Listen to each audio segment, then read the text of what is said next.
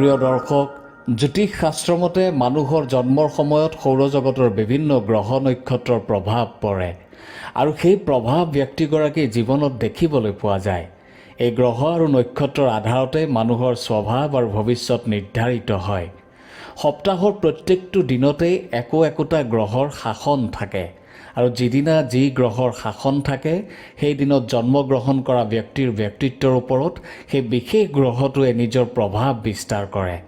সপ্তাহৰ সকলো দিনৰ প্ৰভাৱ ব্যক্তিৰ জীৱনৰ ওপৰত গভীৰভাৱে পৰে।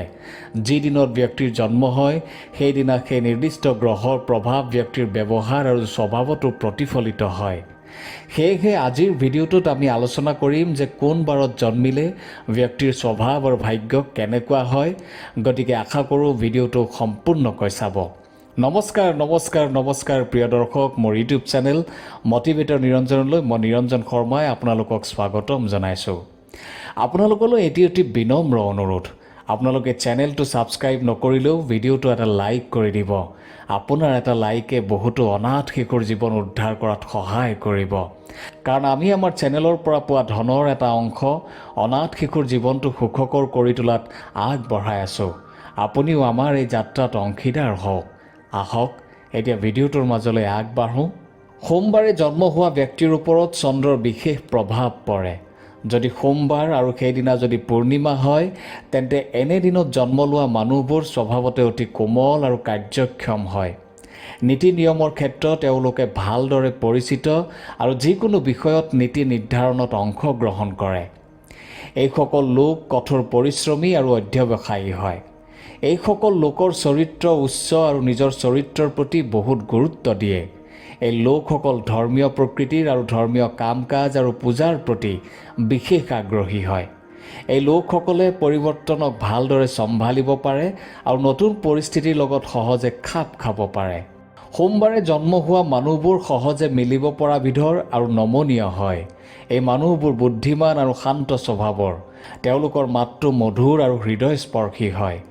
এইসকল লোকৰ স্বভাৱ সুস্থিৰ আৰু সুখী বা দুখী সকলো পৰিস্থিতিতে একেই থাকে। টকাৰ ক্ষেত্ৰতো এইসকল লোক ভাগ্যৱান। তেওঁলোকৰ ভাগ্যৰ ৰং বগা। এই মানুহবোৰ সঞ্চয়ী। এই মানুহবোৰ স্বাধীন স্বভাৱৰ। এই লোকসকল লেখক, কবি, মনোবিজ্ঞানী আদি হ'ব পাৰে। মঙলবাৰে জন্ম হোৱা লোকৰ আচৰিত ধৰণৰ সাহস থাকে।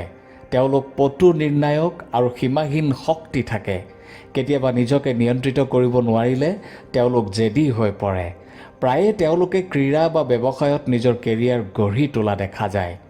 মঙলবাৰে জন্ম হোৱা লোকসকল সাহসী আৰু অভিলাষী। তেওঁলোক সঠিক সিদ্ধান্ত লোৱাত পাকৈত। তেওঁলোক উজ্জ্বল, বুদ্ধিমান আৰু কৰ্মৰ প্ৰতি দায়িত্বশীল। কেতিয়াবা সৰু সৰু কথাটো বৰ খং কৰে। তেওঁলোক আত্মনিৰ্ভৰশীল স্বভাৱৰ আৰু নিজৰ সিদ্ধান্ত নিজেই লয়। তেওঁলোক পৰিয়ালৰ প্ৰতি সদায় নিষ্ঠাৱান। জ্যোতিষৰ মতে যদি আপোনাৰ জন্মৰ বাৰ বুধবাৰ তেন্তে আপুনি ধৰ্মীয় কামত বিশ্বাসী হ'ব।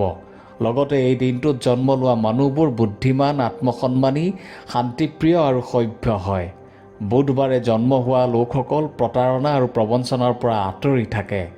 জ্যোতিষ বিজ্ঞানৰ মতে বুধ গ্ৰহৰ প্ৰভাৱৰ বাবে বুধবাৰে জন্ম হোৱা লোকসকল বহুমুখী আৰু সমৃদ্ধিশালী হয়। এই মানুহবোৰৰ ব্যৱহাৰ পাতি অতি মৰমীয়াল। এই মানুহবোৰে কথা বতৰা পাতি ভাল পায় আৰু জানিবলৈ ইচ্ছা কৰে। এই মানুহবোৰ ব্যৱহাৰিক, কিন্তু কেতিয়াবা অসাৱধানো হৈ পৰে। এই লোকসকলে ভ্ৰমণ কৰি ভাল পায়। এইসকল লোকে নতুন নতুন কথা শিকিবলৈ আগ্ৰহী। এইসকল লোকে ধৰ্মীয় কাম কাজত অধিক মনোনিৱেশ কৰে। এই মানুহবোৰ বুদ্ধিমান আৰু শান্তিপ্ৰিয়। বুধবাৰে জন্মগ্ৰহণ কৰা ব্যক্তিয়ে প্ৰতাৰণা কৰা কথাটো একেবাৰে ভাল নাপায়। এই লোকসকলে পৰিস্থিতি অনুযায়ী নিজকে খাপ খুৱাই ল'ব পাৰে। এইসকল লোকে ইচ্ছা কৰিলে প্ৰতিটো ক্ষেত্ৰতে বিশেষজ্ঞৰ দৰে হ'ব পাৰে। বৃহস্পতিবাৰে জন্ম লোৱা লোকসকলৰ ওপৰত বৃহস্পতি গ্ৰহৰ প্ৰভাৱ বেছি। এনে লোক ধৰ্মীয় আৰু গুৰুতৰ চিন্তাশীল স্বভাৱৰ। বৃহস্পতিবাৰে জন্ম লোৱা লোকসকলে মিলাপ্ৰীতি আৰু সকলোৰে মংগলৰ কথা চিন্তা কৰে। একে সময়তে যদি গুৰুৰ স্থিতি ভাল নহয় তেন্তে এই মানুহবোৰ প্ৰবঞ্চকো হ'ব পাৰে। বৃহস্পতিবাৰৰ প্ৰভু হৈছে বৃহস্পতি। বৃহস্পতিৰ প্ৰভাৱৰ বাবে এই দিনটোত জন্ম হোৱা শিশু অতি বুদ্ধিমান হয়। জীৱনত বহুত সন্মান পায়। বিশেষ কথাটো হ'ল যে তেওঁলোক দয়ালু আৰু নিৰ্ভৰযোগ্য হয়। অনুশাসনৰ লগতে তেওঁলোকৰ নেতৃত্বৰ গুণো থাকে। তেওঁলোকৰ ব্যক্তিত্ব এনেকুৱা যে মানুহ সোনকালে তেওঁলোকৰ দ্বাৰা প্ৰভাৱিত হয়। বৃহস্পতিবাৰে জন্ম হোৱা লোকসকল মিলা প্ৰীতিৰে থাকিব বিচাৰে আৰু সকলোৰে মংগলৰ কথা চিন্তা কৰে। এই মানুহবোৰ নীতিগত আৰু অনুশাসিত। ভাল বন্ধুৰ লগত দীঘলীয়া সময় কটাই ভাল পায়। সামাজিক সমস্যাৰ ক্ষেত্ৰতো এই লোকসকল অতি সক্ৰিয়। যদি তেওঁলোকে ক'ৰবাত কাৰোবাক সহায় কৰাৰ প্ৰয়োজন হয় বা কোনো ধৰণৰ সামাজিক সমস্যা থাকে, তেন্তে সেই সমস্যা সমাধানৰ বাবে তেওঁলোকে কঠোৰ পৰিশ্ৰম কৰে। বৃহস্পতিবাৰে জন্ম হোৱা লোকসকল বেছিভাগেই সুস্থ। এওঁলোক খুব কমেহে ৰোগত আক্ৰান্ত হয়। মেদবহুলতা, চেনি, চৰ্বি, পেটৰ গেছ, কাহ, পেট ফুলা, হাওঁফাওঁৰ ৰোগেই মূলতঃ এওঁলোকক আমনি কৰে। বৃহস্পতিবাৰে জন্ম হোৱা লোকসকল ন্যায়াধীশ, অধিবক্তা, দণ্ডাধীশ, জ্যোতিষী, ধৰ্মীয় গুৰু, শিক্ষক, স্বৰ্ণমিস্ত্ৰী, ষ্টক মাৰ্কেট এনালাইছিষ্ট, শিক্ষাৰ সৈতে জড়িত, কিতাপৰ ব্যৱসায়, ধৰ্মীয় কিতাপ আৰু ছবিৰ ব্যৱসায়, এডভকেচি মেনেজাৰ, সংগঠন পুঁজিৰক্ষক, কেচিয়াৰ আদিৰ লগত জড়িত হ'ব পাৰে অথবা যিকোনো সামাজিক কামত জড়িত হৈও থাকিব পাৰে। জ্যোতিষৰ মতে শুকুৰবাৰে জন্ম হোৱা লোকসকল আৱেগিক হয়। মিলা প্ৰীতিৰে মানুহৰ লগত থাকি ভাল পায়। কোনো সমস্যা নোহোৱাকৈ নিজৰ মানুহ বিচাৰি পায় আৰু গভীৰ প্ৰেমত পৰে। কিন্তু তেওঁলোকে প্ৰায়েই তেওঁলোকৰ মাজৰ সামঞ্জস্যতাৰ সমস্যাবোৰ উপেক্ষা কৰিব পাৰে। এওঁলোক শিল্প, গণনা আদিত চোকা আৰু এওঁলোকৰ মানসিক ক্ষমতাও প্ৰচণ্ড। মনোৰঞ্জন, সৌন্দৰ্য, ফেশ্বন বা মনোবিজ্ঞানৰ সৈতে জড়িত ক্ষেত্ৰত উৎকৃষ্টতা লাভ কৰিবলৈ সক্ষম হয়। এওঁলোক উৎসাহী আৰু সুখী মানুহ।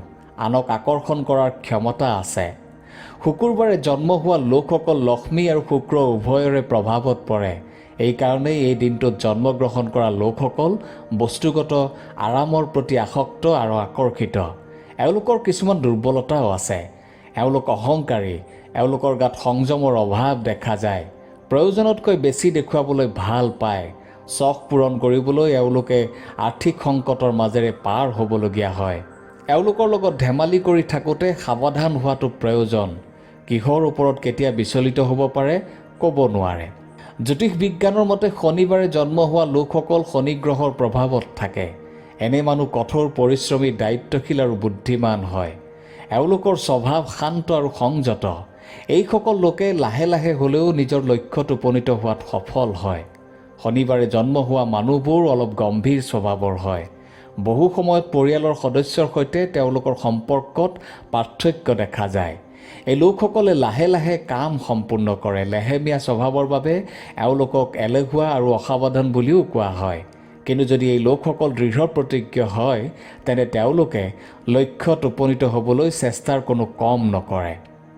শনিবাৰে জন্ম হোৱা লোকৰ বাবে শিক্ষকতা, NGO আদিৰ লগত জড়িত কাম ভাল। তেওঁলোক যি ক্ষেত্ৰত নিয়োজিত হয় তাত তেওঁলোকে পাকৈত হৈ পৰে। বিজ্ঞান, কৃষি আৰু ভূগোলৰ লগত জড়িত ক্ষেত্ৰসমূহো এওঁলোকৰ বাবে উপযোগী। শনিবাৰে জন্ম লোৱা মানুহবোৰ স্বভাৱতে অন্তৰ্মুখী আৰু বহুত ধৈৰ্যশীল। তেওঁলোকৰ সহজে খং নুঠে।